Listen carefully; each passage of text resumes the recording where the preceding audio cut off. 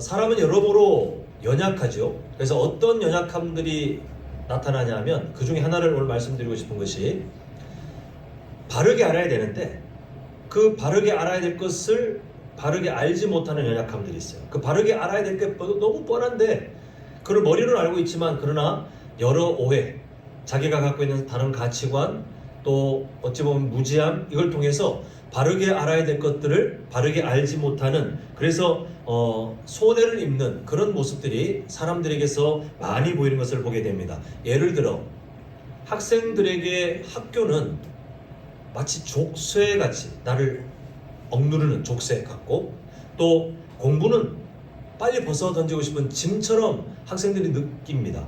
뭐 거의 대부분 그렇잖아요. 그래서 100이면 100 물어보면 공부 안 하고 싶어 하고 그냥 학교 안 가는 날이 있으면 좋고 그렇죠. 그러다 보니 졸업을 하면 해방감을 느끼는 거예요. 이제 뭔가 고생길 끝이다 라고 생각하는데, 어린 학생들 또 아직 어린 청년들은 그렇게 생각할지라도 인생의 깊이를 아는 성도님들은 그 아이들이, 그 청년들이 이제 졸업하면서 이제 끝났다 라고 할 때 과연 성도님들께서 그래 너희 이제 고생 끝났다 이제 마음껏 편히 살 수 있다 라고 하시겠습니까? 아니면 속으로 아유 이제 시작인데 라고 하시겠습니까? 그러니까 우리가 살아가며 이미 경험한 바대로 인생의 더 어려운 점은 학교 생활이 끝나고 이제 정말 현실 세계로 들어갈 때 더 치열하고, 그리고 학생 때보다 더 어려운 그런 일들을 많이 경험하게 됩니다. 그러니까 점점 단계가 더 어려워지고 더 깊이 있는, 수준이 더 깊어지는 거죠. 그래서 마치 유치원보다 뭐 초등학교, 중학교, 또 고등학교보다 대학교가 졸업한다고 해서 그 다음 단계가 편하게 그냥 놀고 먹을 수 있는 그런 게 아니라 사실은 더 어렵고 더 지켜내기 힘든 그런 과정이 있는 것입니다. 그러니까 고생 끝 행복 시작이다. 이제 뭔가 과정이 끝나면 고생 끝 행복 시작이다 라고 이렇게 생각하는 것이 아니라 사실은 수준이 더 높아지기 때문에 이전에 생활했던 것보다 더 많은 수고, 더 많은 고민들을 해야 합니다. 이걸 아는 학생들, 이 너무 당연한 이 진리를 아는 청년들은 자신들의 인생을 허투루 쓰지 않아요. 학교를 졸업했다고 이제 막 내 마음대로 살겠어, 이제 내가 성인이 됐으니까 부모님 간섭 안 받고 이제 내 마음대로 살겠어라고 생각하지 않고, 자기에게 고등학교 때보다 좀 더 사실 어려워진, 마치 자유가 보이는 것 같지만 그러나 더 많은 책임들을 져야 될 그 시간들을 지혜롭게 살기 위해서 고민할 것이고, 그리고 더 지혜로운 청년들은 대학생활 끝난다고 이제 내 마음대로 이제 공부 안 해도 된다가 아니라 정말 현실 세계 속에서 어떻게 치열하게 부딪혀야 될지 자신을 준비하고 그렇게 그 시간들을 아끼며 살아갈 것입니다. 근데 여전히 공부만 끝나면 내가 괜찮아질 것처럼, 다음 단계가 고생 끝 행복의 시작일 것처럼 착각하고 사는 청년들은 자신의 시간을 준비하지 못하다가 훗날 내가 그때 왜 미리 준비하지 못했을까 후회하는 그런 시간들을 살아가게 됩니다. 우리가 성경 속에서 만나는 광야 그리고 약속의 땅이 이와 똑같아요. 은연중에 우리가 지금 이제 그걸 경계하기 위해서 이제 이 시리즈를 계속 연구하고 있지 않습니까? 은연중에 광야는 내가 힘든 시기, 약속의 땅은 이제 행복 끝, 그 고생 끝 행복 시작, 뭔가 그렇게 보상으로 주어지는 시간이라고 그렇게 생각하는 성도님들이 정말 많이 계시더라고요.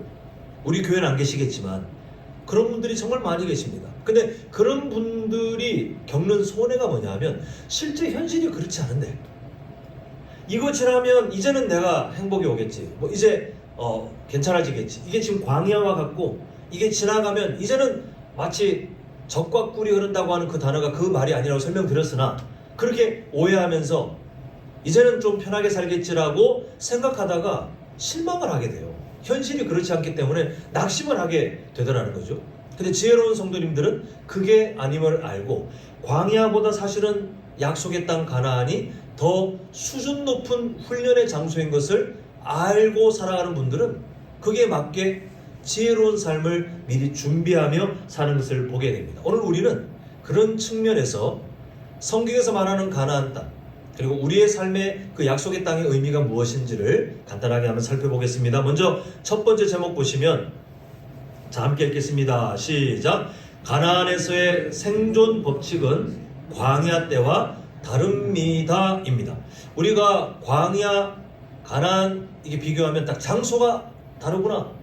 광야냐 아니면 그 가나안 지역이냐, 장소가 다르구나라고 생각할 수 있겠지만 더 중요한 부분은 그게 생활 양식, 하나님께서 적용하신 생활의 그 원리, 생존 법칙이 광야 때와 약속의 땅인 가나안 때가 전혀 달랐어요. 제가 한번 간단하게 정리해 보자면 광야 40년의 생활은요, 이스라엘 백성들이 어떻게 살았냐면 수동적으로, 하나님 의존적, 여기서 말하는 하나님 의존적이라는 말이 그러면 뭐 약속의 땅은 가면 의존 안 해도 되냐, 그게 아니라 철저하게 그냥 하나님께서 해주시지 않으면 뭘 할 수 없는, 어떤 것도 노력할 수 없는 그런 삶이었어요. 한번 몇 가지 예를 듭니다.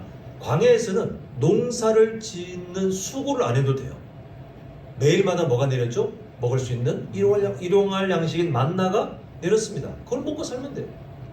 아침에 일어나서 그 줍는 거 수고라고 하기도 참 그렇잖아요. 그건 뭐 노동도 아니에요. 성도님들 중에 이렇게 그 밭을 가꾸고 하시는 분들 보면 참 이게 땀 흘릴 때는 정말 힘들게 하시던데, 수고한다는 것은 그런 정도잖아요. 그 광야에서는 그런 일이 없었어요.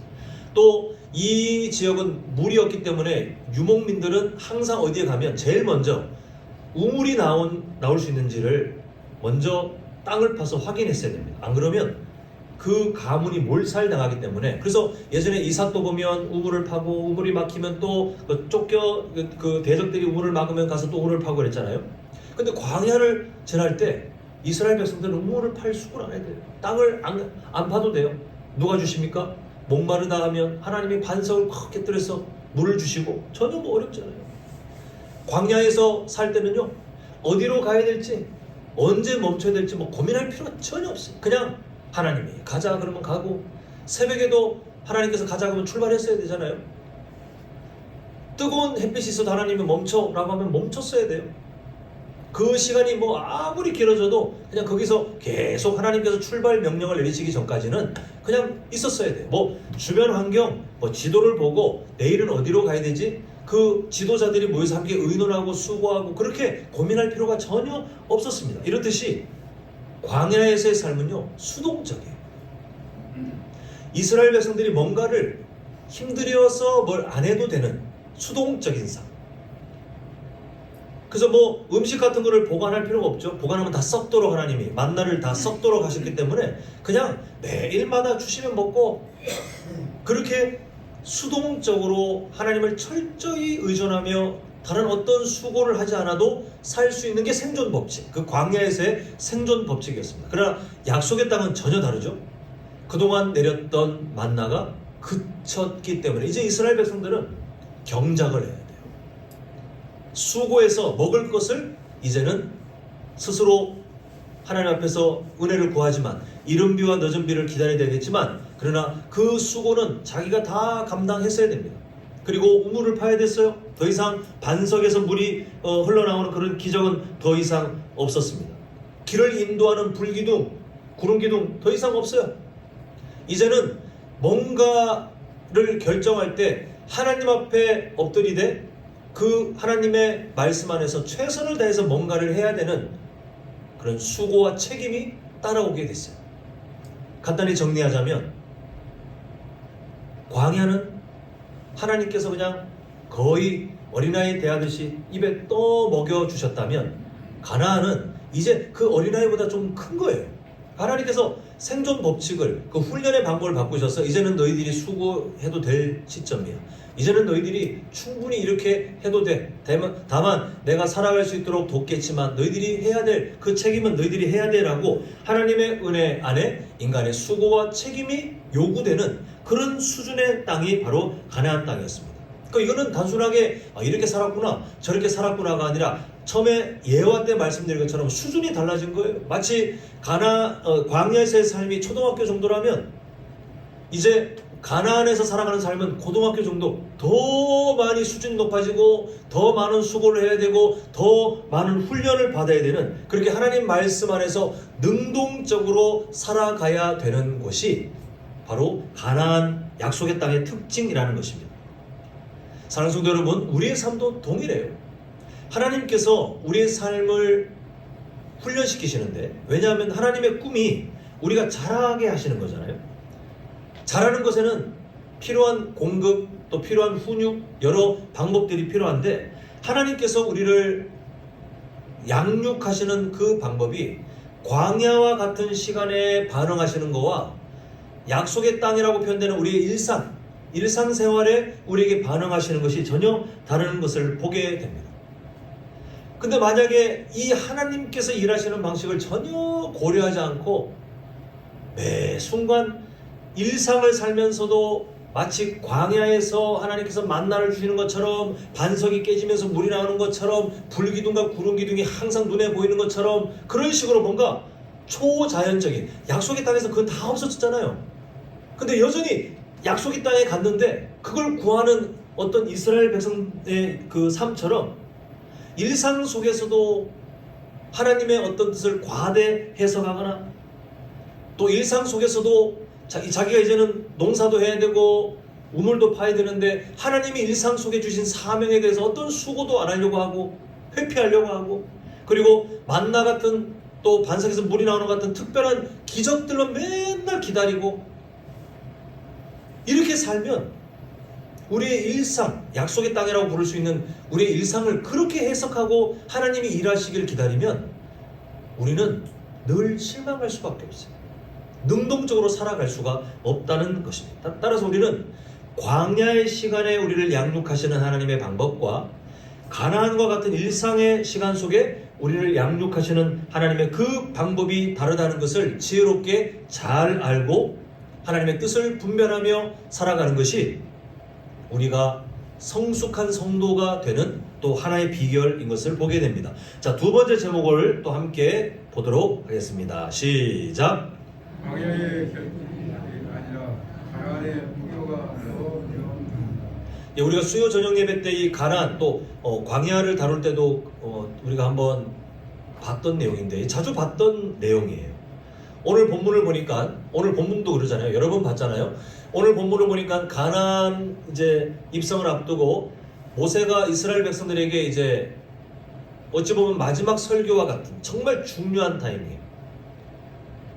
어찌 보면 자신의 삶의 유언과도 같은 그 시기에 이스라엘 백성들에게 말씀을 전하고 있는데, 그 말씀이 경고의 양이 많아요. 오늘 우리가 본문에서 보았습니다만, 그 본문에서 언급했던, 인용했던 것들 보면 세상에서 복이라고 말하는, 세상 사람들이 그 뭔가를 누리면 아유 저 사람 복 받았네, 나도 저런 복 받았으면 좋겠어 라고 말할 법한 그 잘 먹고 잘 사는 것에 대한 이야기들이 그 경고의 내용에 담겨 있어요. 솔직히 말하자면 세상 사람들이 그렇게 생각할 법이 아니라 하나님의 사람들조차도 달콤하게 여길 정도로 꽤 괜찮아 보이는 그 삶, 잘 먹고 잘 사는 그 삶에 대해서 모세는 꽤 많은 분량을 들여서 경고하고 있는 것을 보게 됩니다. 왜냐하면 14절에 경고하는 것처럼 그 삶에 젖어들면 하나님을 잊어버리는 심각한 증상이 나타나기 때문에 모세는 거듭 경고하고 있어요. 근데 안타깝게도 훗날 이 모세의 염려는 현실이 되어버립니다. 광야 때보다 가나안 때가 먹고 살기 좋죠. 그러다 보니 더 잘 먹고 잘 사는 삶을 꿈꾸면서 이스라엘이 선택한 게 뭐냐 하면 바알을 섬기는 거였어요. 그리고 그 지역에 있는 쾌락에 빠져서 헛된 문화들을 추구하며 하나님께서 가르치는 성도의 삶에서 점점 멀어졌던 것을 보게 됩니다. 이 모든 증상들의 출발이 뭐냐면 누구를 잊었기 때문에요? 하나님을 잊었기 때문에. 모세가 그렇게 경계했던, 너희들 광야 때보다 이제 약속의 땅에서 살만하면 하나님을 잊을까 걱정이다라고 했던 그 일들이 이스라엘 역사 가운데 계속해서 고개를 들고 나오는 것을 보게 됩니다. 결국 광야보다 풍요로웠던 약속의 땅, 광야보다 훨씬 낫잖아요. 근데 그곳에서 오히려 하나님을 잊어버린 이스라엘 백성들은 훗날 나라가 분열되고, 그리고 북이스라엘 남유다 순서대로 나라가 망하는 지경까지 갈 정도로 하나님을 잊어버리는 그런 악한 백성들이 되는 것을 보게 됩니다. 사랑하는 성도 여러분, 자고로 전문가 있잖아요. 어떤 분야에 전문가가 경고한 것은 우리가 귀담아 들을 필요가 있어요. 오늘 우리 이 말씀 주제와 맞춰서 전문가 한 분을 소개하고 싶은데요. 자, 우리 마태복음 6장 24절을 함께 읽겠습니다. 시작. 한 사람이 두 주인을 섬기지 못할 것이니 혹 이를 미워하고 저를 사랑하거나 혹 이를 중히 여기고 저를 경히 여김이라. 너희가 하나님과 재물을 겸하여 섬기지 못하느니라. 누가 하신 말씀입니까? 예수님. 우리의 인생의 전문가를 넘어 온 우주의 전문가이신 그분이 아주 명확하게 경고하시는데, 이 경고의 내용을 잘 보시면 하나님과 거의 동급처럼 취급된, 동급은 절대 아니지만 사람들에게 동급처럼 취급될 정도로 매우 달콤한 뭔가를 말하고 있는데, 그게 뭐냐 하면 성경들 보시기에 밑에서 두 번째 줄에 하나님과 뭐를 겸하여요? 재물이에요. 재물. 돈, 만몬이라고 부르는 이 물질 만능주의 시대. 예수님께서 경고하시는 바가 그거예요. 왜 이 경고를 하시냐면, 이 내용을 뒤집어서 보면 사람들이 가장 하나님처럼 잘 섬길 것이 뭐라는 거예요? 돈의 문제라는 거예요. 돈의 문제. 나는 괜찮겠거니라고 생각할 수 없을 만큼, 목사인 저는 정말 제가 성도님들 앞에 저는 잘 살고 있습니다를 말씀드리고 싶은 게 아니고, 저에게는 강박증이 있어요.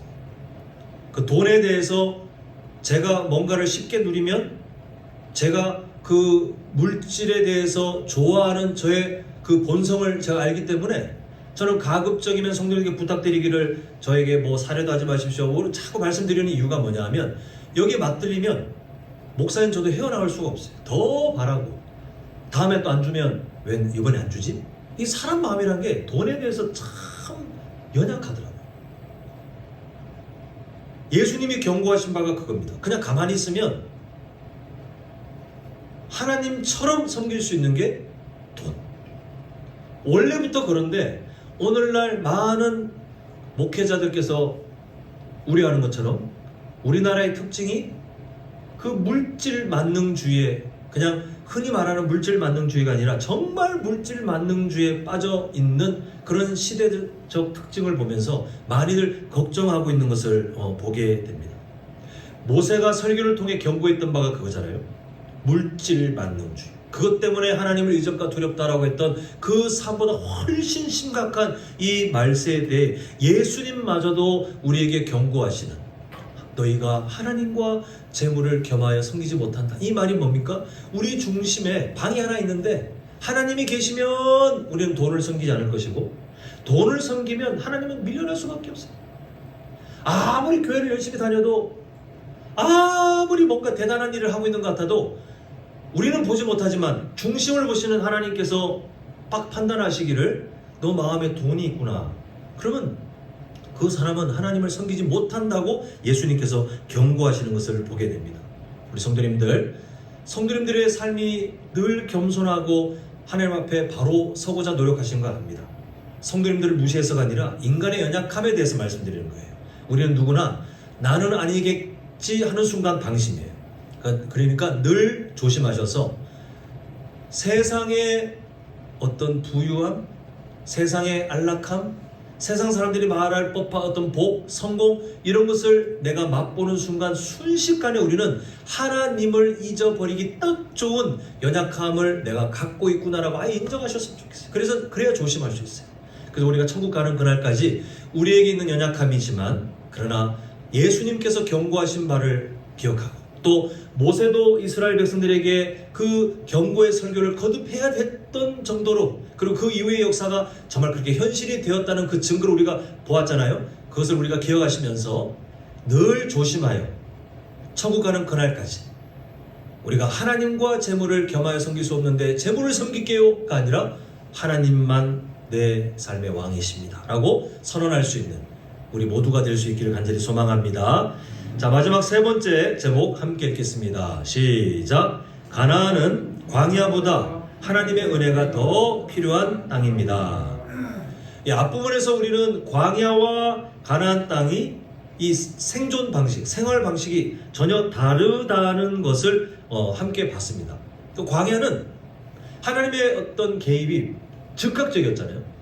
물이 막 반석을 뚫고 나오고, 그리고 불평하면 하나님께서 야단을 치긴 했으나 그 불평한 것들 하나님께서 허락해서 도와주실 때도 있고, 그 매일마다 일상이 기적이에요. 우리 성도님들 살아가시면서 저기 멀리 내가 가는데 가야 할 길에 하나님께서 성도님들 눈에만 보이는 불기둥, 구름기둥을 세워주신 적이 없잖아요. 근데 이스라엘 백성들은 그냥 40년 내내 그게 그냥 일상, 초자연적인 현상이 일상처럼 느껴졌던 곳이 바로 광야였습니다. 근데 가나안 땅은 그러지 않다고 했잖아요. 이제는 상식적인 삶이 하나님의 그 통치 안에서 상식적인 삶이 이제 시작되는 곳이기 때문에 자칫 잘못하면 하나님을 광야보다 덜 불러도 괜찮은 것처럼 보이는 땅이 바로 약속의 땅이었습니다. 광야는 하나님이 하루라도 만나를 안 주시면 굶기 시작해야 되지만, 그러나 약속의 땅 가나안은 뭔가 농사를 지으면 뭐 잘하고, 내가 이렇게 수고하니까 되네, 뭐가 되네? 내가 이렇게 뭔가 투자하니까 뭐가 되네? 내가 점점 하나님의 자리에 내가 끼어들면서 하나님보다 나의 어떤 수고, 그리고 날씨를 결정짓는 어떤 것들을 보면서 이제는 하나님 대신 뭔가를 찾기 딱 좋은 그런 연약함. 그 실제로 이스라엘 백성들이 눈에 보았던 가나안 족속들은, 야, 하나님도 안 믿는데 저렇게 우리보다 강성하고 우리보다 멋진 곳에서 이미 살고 있고, 하나님을 모르는데 저렇게 이미 살고 있네? 그리고 그 가나안 땅에 정착했어도 주변을 둘러싼 강대국들을 보면, 야, 저 민족은 하나님도 모르는데 우리보다 무기도 훨씬 좋고 군사도 많고 하나님도 모르는데 뭔가 부국강병의 삶을 사네? 그렇게 착각이 딱 좋은 것이 바로 약속의 땅이었다는 것을 우리가 아까 전에 보았습니다. 그래서 화면에 한번 문장을 한번 보여주십시오. 자, 우리 한번 같이 한번 내용을 잘 보십시오. 시작. 광야는 하나님의 은혜가 있어야 생존할 수 있지만, 가나안은 하나님의 은혜가 뭐보다 더 있어야 돼요? 광야보다 더 있어야 생존할 수 있습니다 라는 이 문장을 우리는 다시 한번 정리해 볼 수 있습니다. 그 광야에서 생존하기 위해서 하나님의 은혜가 필요했잖아요. 그럼 약속의 땅에 갔으면 이제 그 은혜가 좀 줄어, 우리 이제 왔으니까 하나님 정착했으니까 무사히 도착했으니까 그 은혜를 뭐 조금만 줄여도 될 것 같아요. 하나님 수고 덜 하셔도 됩니다가 아니라, 사실 그 땅에서 더 성도답게 살려면, 그 땅에서 하나님의 나라답게 살려면 더 하나님의 은혜를 갈망하고 의지해야 된다는 것을 우리는 말씀과 이스라엘의 그 역사들을 통해서 보게 됩니다. 제가 한번 예를 들어 볼게요. 학생들은 시험을 힘들어합니다. 그런데 시험이라도 있기 때문에 공부를 잘 안 하려는 학생들도 그 시험 때문에 책이라도 한번 펴보게 되잖아요. 그 시험은 공부를 안 하던 사람도 공부를 그래도 하게 만드는 그런 유익함이 있습니다. 근데 이 학생의 진짜 실력은 언제 판가름되냐면, 시험 기간에 막 밤새고 막 공부하는 그 기간보다 시험이 끝나고 그 다음에 일상 속에 어떻게 사는지가 진짜 그 학생의 실력을 만드는 거잖아요. 시험 기간에 누구나 다 거의 다 열심히 하지만 그게 그 학생의 진짜 실력으로 남지 않는 이유는 거의 뭐 벼락치기에 막 급하게 했기 때문에 다 사라지고, 이제 시험 끝나고 어떤 학생들은 그냥 막 놀고, 근데 어떤 학생들은 자기가 틀린 거 다시 한번 점검하고, 그리고 다시 다가올 시험을 앞두고 자기가 어떻게 계획을 세우고 공부해야 될지 그렇게 차근차근 꾸준히 살아가는 그런 사람들이 지혜로운데, 이때 우리가 발견할 주목할 점이 있는데요. 그게 뭐냐면, 시험 기간에 공부하는 것보다 평소에 공부하는 게 더 쉽다, 어렵다? 더 어렵다라는 너무나도 분명한 그리고 뻔한 얘기지만 그런 상식적인 진리를 우리가 찾게 돼요. 근데 신앙생활에도 똑같아요. 우리 인생의 시험 기간과도 같은 광야의 시간을 지나잖아요. 그러면 웬만한 성도는 기도하기 시작해요. 웬만한 성도는 하나님을 찾기 시작해요. 그 광야의 시간 때문에 그래도 하나님께 한번 엎드리고 하나님 뭐 울부짖기라도 하고 그렇게 뭔가를 하려고 하는, 성도답게 그래도 한번 살아보려고 하는 그런 시도들을 이 시험 기간 같은 광야의 시간 동안 하더라는 겁니다. 그런데 성도의 신앙 수준은, 그 성도의 신앙의 수준이 어떠한지는 광야의 시간에 막 그 어려울 때 진짜 어려우니까 하나님 찾죠. 하나님을 찾는 그것도 중요하겠지만 그게 아니라 일상 속에, 우리의 일상은 약속의 땅 가나안과 같잖아요. 우리의 일상 속에 그때 하나님을 얼만큼 찾는지가 진짜 그 성도의 수준이에요. 그럼 아까 전에 그 말과 똑같아요. 제가 여쭤봤잖아요. 시험 기간에 공부하는 것과 평소에 공부하는 것 중에 어떤 게 더 어렵다고 했습니까? 평소에 공부하는 것. 똑같이 대입하면 그 광야의 시간에 하나님을 찾는 것과 그냥 일상 속에 하나님을 찾는 것 중에 어떤 게 더 그 수준을 찾는 게 더 어려울까요? 일상 속에 하나님을 더 갈망하는 것은 정말 많은 은혜가 필요해요. 근데 그게 성도의 수준이에요. 어려움 당했을 때 하나님을 찾는 것도 그 성도의 수준이긴 하지만 그 광야의 시간이 끝나고 난 다음에 하나님이 일상의 은혜, 약속의 땅과 같은 일상의 은혜로 돌아가게 해 주셨을 때 그때 과연 하나님을 잊어버릴 것인가? 아니면 나와 함께 하신 하나님을 기억하고 그 하나님을 더 갈망하고 일상 속에 내가 하나님을 잊지 않기 위해서 더 하나님 앞에 매달리는 그 수고를 하느냐 안 하느냐가 그 성도의 수준이 되는 것을 보게 됩니다. 광야 때는 수동적으로 산다 그랬잖아요. 가나안 땅에 가서는 능동적으로 살아야 된다고 했잖아요. 하나님 말씀 안에서. 우리의 신앙생활도 마찬가지예요. 광야와 같은 시간에서는 그 시간 때문에 수동적으로라도 하나님을 찾지만 일상 속에 하나님의 말씀 안에서 능동적으로 더 하나님을 사모하고 갈망하며 의지하는 그 삶을 살아내기 위해서는 우리가 아까 전에 셋째 그 영적 교훈 제목을 읽었지만 광야보다 가나안이, 그래서 하나님의 은혜가 훨씬 더 많이 필요하다. 그 은혜를 의지해 우리가 겨우 일상 속에서도 하나님을 찾는 삶으로 자라갈 수 있다는 그런 진리를 이제 발견하게 됩니다. 이제 말씀을 맺고자 합니다. 오늘 우리가 광야와 가나안의 생존 법칙을 비교하면서 세 가지 영적 교훈을 한번 정리해 봤는데 우리 제목만 한번 이어서 쭉 보도록 하겠습니다. 자, 시작. 가나안에서의 생존 법칙은 광야 때와 다릅니다. 아까 설명드린 기억하시죠? 수동적으로 살았느냐 능동적으로 살았느냐, 우리 삶에도 마찬가지라는 겁니다. 자, 두 번째 함께 했습니다. 시작. 광야의 결핍이 아니라 가나안의 풍요가 더 어떻다고요? 위험합니다. 왜요? 누구를 잊어버리게 만들죠? 하나님을 잊어버리게. 그리고 우리가 일상, 지금 성도님께서 요즘 그래도 뭐 큰 고민 없이 일상, 그 가나안이에요. 약속의 땅이에요. 그때 감사하며 그 시간을 주신 하나님을 기억해야 되는데 자칫 잘못하면 우리가 하나님을 잊을 수가 있기 때문에 조심해야 된다는 거 말씀드렸고요. 자, 마지막에 보았던 세 번째 제목. 자, 시작. 가나안은 광야보다 하나님의 은혜가 더 필요한 땅입니다. 아까 예를 들었던 학생들이 언제 공부하는 것이 더 힘드냐, 시험 기간보다 평소에 공부하는 게 사실은 더 힘든 것처럼 우리가 평소에 일상 속에 하나님을 더 찾는 것은 어렵기 때문에 그래서 하나님의 은혜가 더 필요하다.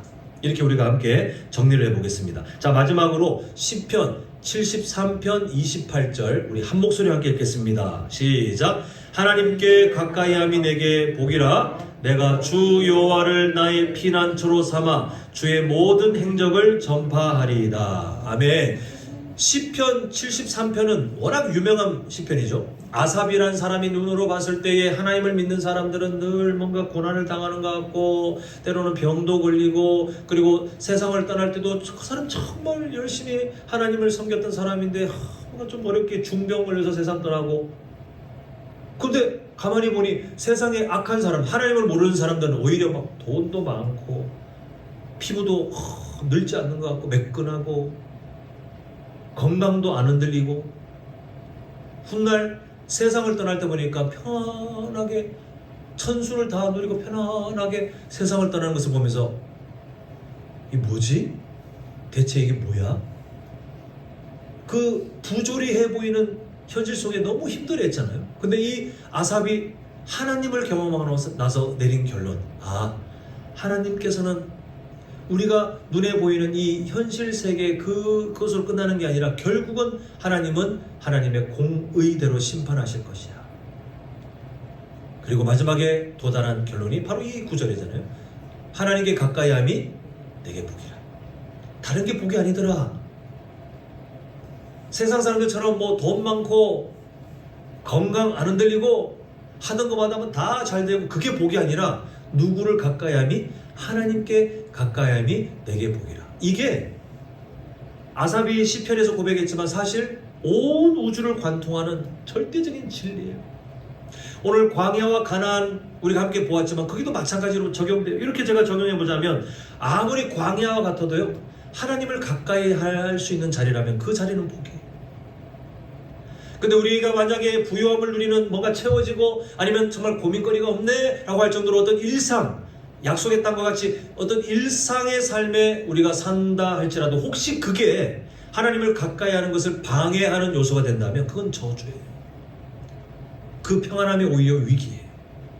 오늘 우리는 하나님께서 우리에게 광야와 가나안 비교를 통해서 뭐가 진짜 복인지, 우리 일상 속에 무엇을 조심하고 또한 무엇을 더 소망해야 되는지를 함께 말씀을 통해 살펴보았습니다. 바라기는 우리 성도님들 남은 인생 하나님의 말씀을 기억하며 더 지혜롭게 일상 속에서 오히려 더 하나님을 갈망해야 됨을, 일상 속에 하나님을 존중하기 위해서 더 많은 은혜가 필요함을 겸손하게 인정하고 하나님께 엎드려 살아가신, 그래서 하나님을 가까이 하는 것이 내게 복이라 평생 이렇게 고백하고 자랑하시다가 하나님 부르실 때 정말 영광스럽게 하나님의 품에 안길 수 있는 우리 모든 사명자들의 삶이 될 수 있기를 간절히 축원합니다.